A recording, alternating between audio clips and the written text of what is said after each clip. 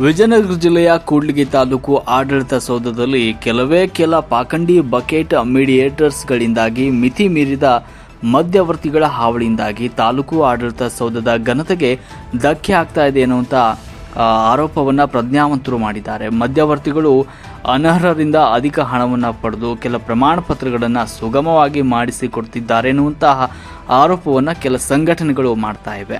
ಕಂದಾಯ ಇಲಾಖೆಯಲ್ಲಿ ಅತ್ಯಧಿಕ ಮಧ್ಯವರ್ತಿಗಳಿದ್ದಾರೆ ಎನ್ನುವಂಥ ದೂರಿದೆ. ಅವರು ಒಂದೊಂದು ಪ್ರಮಾಣ ಪತ್ರಕ್ಕೆ ಒಂದೊಂದು ರೀತಿಯಲ್ಲಿ ಅನರ್ಹರಿಗೆ ಪ್ರಮಾಣ ಪತ್ರಗಳನ್ನು ದೊರಕಿಸಿಕೊಡ್ತಾರಂತೆ. ಸಾಕ್ಷಿ ಅಂದರೆ ಪಟ್ಟಣದ ಡಾಕ್ಟರ್ BR ಅಂಬೇಡ್ಕರ್ ವಸತಿ ಶಾಲೆಯೊಂದರಲ್ಲಿ ಹೊರಗುತ್ತಿಗೆ ಆಧಾರದಂತೆ ಸಹಾಯಕರಾಗಿ ಕೆಲಸ ಮಾಡ್ತಾ ಇರುವ ಅವರ ಹೆಸರನ್ನು ಹೇಳೋದಕ್ಕೆ ಇಷ್ಟಪಡಲ್ಲ. ಅವರು ತಮ್ಮ ಸರ್ವಾಂಗಗಳು ಚೆನ್ನಾಗಿದ್ರೂ ಕೂಡ ಮಧ್ಯವರ್ತಿಗಳಿಗೆ 6,000 ರೂಪಾಯಿಯನ್ನು ಕೊಟ್ಟು ತಾವು ವಿಕಲಚೇತನರು ಅಂತ ಒಂದು ಸರ್ಟಿಫಿಕೇಟ್ ಮಾಡಿಸಿ ಮಾಸಾಶನವನ್ನು ಪಡಿತಿದ್ದಾರೆ ಅನ್ನುವಂಥ ಆರೋಪ ಕೇಳಿಬಂದಿದೆ. ರಾಷ್ಟ್ರೀಯ ಭದ್ರತಾ ಯೋಜನೆಯಡಿ ವಿಕಲಚೇತನರು ಅಂತ ತಿಳಿಸಿ ಅದಕ್ಕಾಗಿ ಕಂದಾಯ ಇಲಾಖೆಯಿಂದ ಪ್ರತಿ ತಿಂಗಳು 2,000 ರೂಪಾಯಿ ಮಾಸಾಚನವನ್ನು ಮಂಜೂರು ಮಾಡಿಸಿಕೊಂಡಿದ್ದಾರೆ. ಇದು ಕಂದಾಯ ಇಲಾಖೆಯಲ್ಲಾಗುವ ಭ್ರಷ್ಟಾಚಾರಕ್ಕೆ ಸಾಕ್ಷಿಯಾಗಿದೆ. ತಾಲೂಕಿನಲ್ಲಿ ಇಂತಹ ಪ್ರಕರಣಗಳು ನೂರಾರು ಸಿಗುತ್ತವೆ.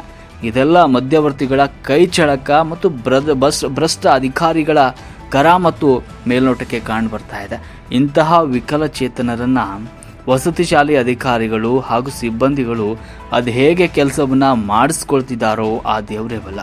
ಸರ್ಕಾರಕ್ಕೆ ತಪ್ಪು ಮಾಹಿತಿಯನ್ನು ನೀಡಿ ಮಾಸಾಚನ ಪಡ್ತಾ ಇರುವ ಈ ಕೆಲಸದಾಕಿಗೆ ಮಾಸಾಶನದ ಆದೇಶ ಪ್ರತಿಯನ್ನು ತಹಶೀಲ್ದಾರರಿಗೆ ಒಪ್ಪಿಸುವಂತೆ ಆದೇಶಿಸಬೇಕಾಗಿದೆ ಮತ್ತು ಮೊದಲು ವಂಚಕಿಯನ್ನು ಈ ವಸತಿ ಶಾಲೆಯಿಂದ ಕೂಡಲೇ ಹೊರಹಾಕಬೇಕಾಗಿದೆ.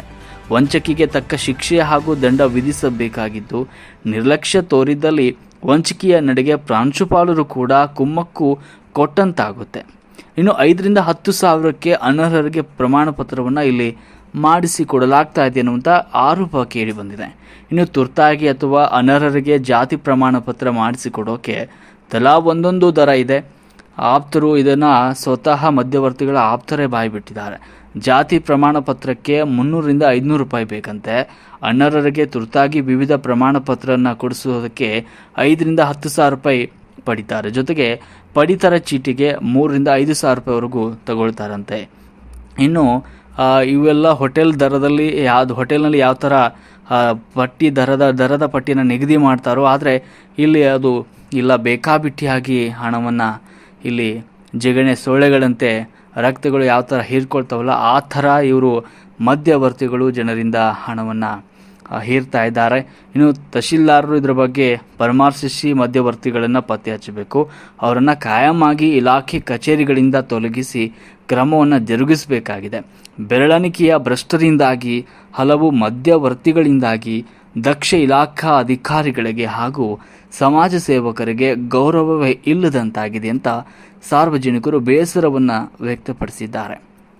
ವರದಿ ಟಿ ಭಾಗ್ಯಮ್ಮ, ಮಹಾಯುಧ ನ್ಯೂಸ್, ಕೂಡ್ಲಿಗಿ.